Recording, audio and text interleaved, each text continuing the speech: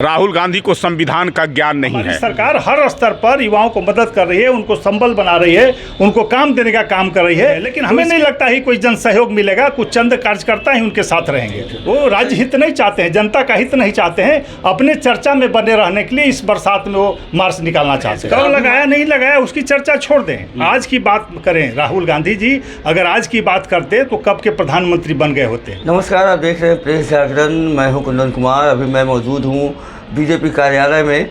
वहां पे मैं बीजेपी प्रवक्ता से बात करने आया हूं कि जो राहुल गांधी जी जो हैं वो झंडे को लेकर उन्होंने कहा है कि जो आरएसएस के जो लोग हैं वो 52 साल तक अपने दफ्तर में झंडा नहीं फहराए, और आज प्रधानमंत्री और गृह मंत्री देश के पूरे देश में के लोगों को झंडा फहराने का या डीपी लगाने का वो आह्वान कर रहे हैं कि 1 से लेकर 15 तक अपनी डीपी में वो झंडा लगाएं। सर, क्या कहना है आपका? सर देखिए, बड़ा अफसोस होता है कि राहुल गांधी जी का उम्र भी लगभग 52 वर्ष हो गया। अभी तक अगर उनके बुद्धि नहीं आई तो इस पर ही उनकी रक्षा करें। देखिए, पूरा विश्व में आज जो अमृत महोत्सव भारत मना रहा है हमारे आदरणीय प्रधानमंत्री के नेतृत्व में, उसकी चर्चा हो रही है। आज हमने विश्व रिकॉर्ड बनाया तिरंगा झंडा फहराने के लिए। अमृत महोत्सव में बाबू वीर कुंवर सिंह की जन्मस्थली पर विश्व में सबसे ज़्यादा तिरंगा फहराने का रिकॉर्ड बनाया है, जिसकी चर्चा पूरे विश्व में हो रही है। और हमारे देश की आन बान और शान है तिरंगा। तो इसमें किसी को क्या परहेज, कब लगाया नहीं लगाया उसकी चर्चा छोड़ दें, आज की बात करें। राहुल गांधी जी अगर आज की बात करते तो कब के प्रधानमंत्री बन गए होते। तो इस पर उन्हें सद्बुद्धि दे, वो चर्चा छोड़ें किसने क्या किया। अभी हमारी सरकार क्या कर रही है उसको देखें। हम चाहते हैं कि हर घर तक तिरंगा पहुँचे, गरीब से गरीब, किसी धर्म, किसी जाति, किसी संप्रदाय के व्यक्ति के घर पर तिरंगा हो, उसके लिए हमारी सरकार कटिबद्ध है। आज पोस्ट ऑफिस में लाइन लगी है तिरंगा खरीदने के लिए। जो तिरंगा नहीं खरीद पाएंगे, हमारी भारतीय जनता पार्टी के कार्यकर्ता उनके घर तक पहुंचाएंगे। उनको हम अपने से, हमारे कार्यकर्ता खरीद कर उनके घरों पर तिरंगा देंगे। इससे बड़ी खुशी की बात क्या होगी कि घर घर पर आज एक प्रेम का प्रतीक, एक भाईचारे का प्रतीक है, राष्ट्र की एकता का प्रतीक है तिरंगा, और उसका ये अपमान कर रहे हैं, उसके बारे में कमेंट कर रहे हैं। राहुल गांधी जी को पहले भी उनके पूर्वज भी सुझाव देते रहे होंगे, जिसको फहराना है निश्चित फहराएगा, ये अपने इच्छा पर है। लेकिन जो लोग मजबूरी में नहीं फहरा पाते थे, जानकारी के अभाव में नहीं फहराना चाहते थे, उनको हम सारी बातें बता रहे हैं, तिरंगे का महत्व बता रहे हैं। तो इसमें सभी विपक्ष को सकारात्मक सहयोग करना चाहिए। तो वे इसमें अपना छिद्रा विश्लेषण कर रहे हैं। तो राहुल गांधी जी को अभी भी 52 वर्ष हो गए हैं, अक्ल आ जाती तो शायद विपक्ष की दुर्गति नहीं होती। सर, वो प्रतिरोध मार्च निकाल रहे हैं कांग्रेस और राजद के महागठबंधन के लोग बिहार में। देखिए, मार्च निकालने के लिए कोई स्वतंत्र है, महंगाई और लेकिन सबका उपयुक्त समय होता है। अभी बाढ़ का समय है, सुखाड़ कुछ एरिया में पड़ा हुआ है, लोग हाहाकार कर रहे हैं, अभी जन सहयोग की जरूरत है। हमारी सरकार देहात में, गांव में जाकर हमारे कार्यकर्ता देख रहे हैं कि कहाँ रोपाई हुआ है कि नहीं हुआ, कहाँ पानी ज़्यादा होने जा रहा है, बाढ़ आने जा रहा है, उसका विकल्प ढूंढना होगा। उसमें सारी सरकार देहात में, गांव में जाकर हमारे कार्यकर्ता देख रहे हैं कि कहाँ रोपाई हुआ है कि नहीं हुआ, कहाँ पानी ज़्यादा होने जा रहा है, बाढ़ आने जा रहा है, उसका विकल्प ढूंढना होगा। उसमें सहयोग की बात करनी चाहिए। इसमें विपक्ष अगर सुझाव देता तो सरकार को सहूलियत होती काम करने में, उनका हम आभार मानते। लेकिन अभी इस बरसात में आंदोलन और प्रतिरोध मार्च का कोई मतलब समझ में नहीं आता है। इसका मतलब लगता है कि तेजस्वी यादव पूरी तरह से बेरोजगार हो गए हैं, उनके पास कोई काम नहीं है और मुद्दे से भटक गए हैं। वो राज्य हित नहीं चाहते हैं, जनता का हित नहीं चाहते हैं, अपने चर्चा में बने रहने के लिए इस बरसात में वो मार्च निकालना चाहते हैं। तो आप भी मान रहे हैं कि बेरोजगारी बढ़ गई थी, वो भी बेरोजगार हो गए, पूरी तरह से बेरोजगार हैं। और अगर थोड़ा सा उनके पास विजन होता तो देश की जनता, बिहार की जनता को बता दें कि वो 33 परिसंपत्तियों के मालिक इतनी उम्र में कैसे हो गए। तो हमारे युवा भी उस तरह से संपत्ति अर्जित कर लेते। अभी सारे काम की कमी कहाँ है? सब जगह छोटे छोटे कुटीर उद्योग लगाए जा रहे हैं। हमारी सरकार सहयोग कर रही है, कल कारखाने खोलने के लिए 10 लाख युवाओं को लोन दे रही है, जिसमें 5 लाख रुपया माफ़ है। और काम की कमी कहाँ है? पूरे देश में कोई ज़रूरी कि सरकारी नौकरी करे, ऐसा नहीं होता है किसी भी देश में। तो हमारी सरकार हर स्तर पर युवाओं को मदद कर रही है, उनको संबल बना रही है, उनको काम देने का काम कर रही है। तो इसके लिए सोचना चाहिए विपक्ष को, और उसमें सहयोग करना चाहिए, सरकार को सुझाव देना चाहिए। और मार्च करें उसके लिए थोड़ी है कोई है, लेकिन हमें नहीं लगता ही कोई जन सहयोग मिलेगा। कुछ चंद कार्यकर्ता ही उनके साथ रहेंगे। सर, एक मामला सामने आया है। बिहार में आप लोगों की सरकार है, भाजपा गठबंधन की सरकार है, सुशासन की सरकार कही जाती है।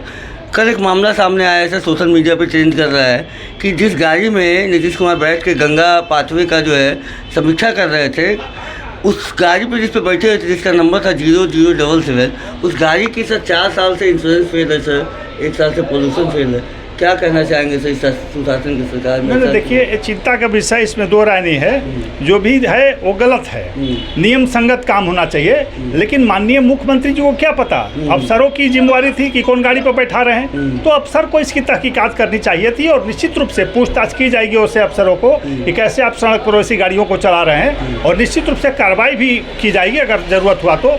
और मुख्यमंत्री को संभव नहीं कि सभी गाड़ियों का ब्यौरा उनके पास हो, बहुत सारे काम है मुख्यमंत्री के पास प्रदेश स्तर के, इसलिए इसको नीचे जो अधिकारी है मातहत, उनकी जिम्मेवारी थी कि उसकी इंश्योरेंस हो, वो गाड़ी की फिटनेस हो, तो अगर कमी है तो निश्चित रूप से उसकी जांच की जाएगी। तो आम लोगों पे अगर ऐसा होता तो क्या उन्हें माफ़ी भी दी जा सकती थी? देखिए, एक कह के माफ़ी नहीं दी जा सकती। मैंने कहा ना कि उसमें ड्राइवर बदलते रहते हैं, कई एक अधिकारी होते हैं, संजोग से ऐसा समय आया हो कि नहीं देख पाए होंगे, अगर वो अपना स्पष्ट राहुल गांधी जी का एक बयान आया है कि जो झंडा फहराने के लिए 3 दिन कह रहे हैं और डीपी में लगाने के लिए कह रहे हैं, वो तो सही बात है, लेकिन जिन्होंने 52 साल तक अपने दफ्तर में तिरंगा झंडा का बहिष्कार किया, वो अब ये बातें कैसे कह सकते हैं? राहुल गांधी को संविधान का ज्ञान नहीं है। राहुल गांधी को संविधान की जानकारी लेनी चाहिए। संविधान में जो लिखा था और संविधान में जो दिया गया था आदेश, उसमें था कोई भी व्यक्तिगत झंडा नहीं फहरा सकता है। कोई भी जो ऐसे निजी कार्यालय पर, किसी भी सामान्य संस्थानों पर नहीं फहराया जा सकता है झंडा।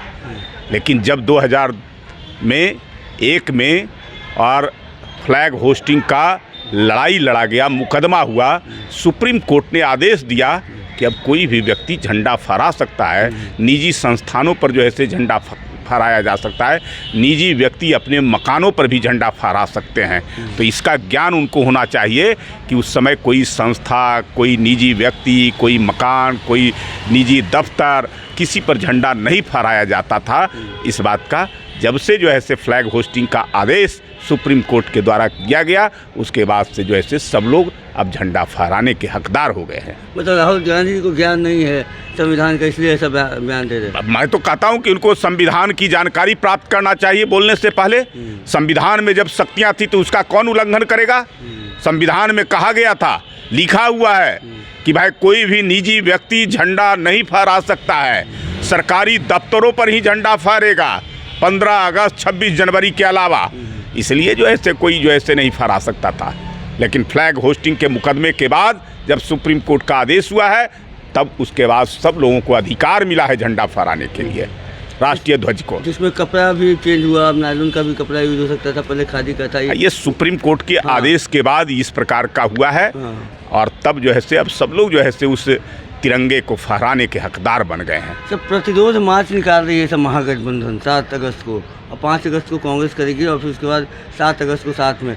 उसमें क्या कहेंगे सर? अभी कुछ भी कर लें, कोई फायदा नहीं होने वाला है। जिन मुद्दों को, जिन विषयों को लेकर के वो प्रतिरोध मार्च निकाल रहे हैं, उन मुद्दों पर जनता का साथ उनको मिलना ही नहीं है। अब वो महंगाई की बात करते हैं, अरे आपने जो है से इतने दिनों तक देश की सत्ता पर राज किया और आप गरीबी मिटाओ का नारा देते थे, और गरीबी बढ़ती जाती थी, गरीब ही मिटते जाते थे।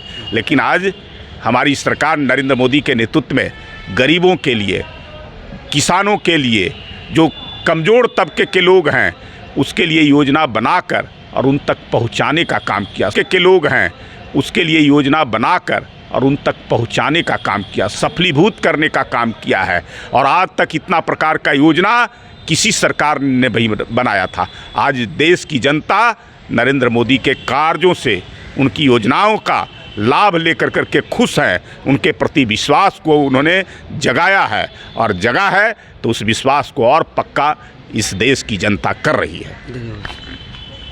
धन्यवाद सर। आप सुन रहे थे भाजपा प्रवक्ता को, उन्होंने बहुत सारे सवालों का जवाब दिया है। बहरहाल ऐसे तमाम खबरों के साथ के लिए बने रहिएगा हमारे साथ। तब तक के लिए धन्यवाद।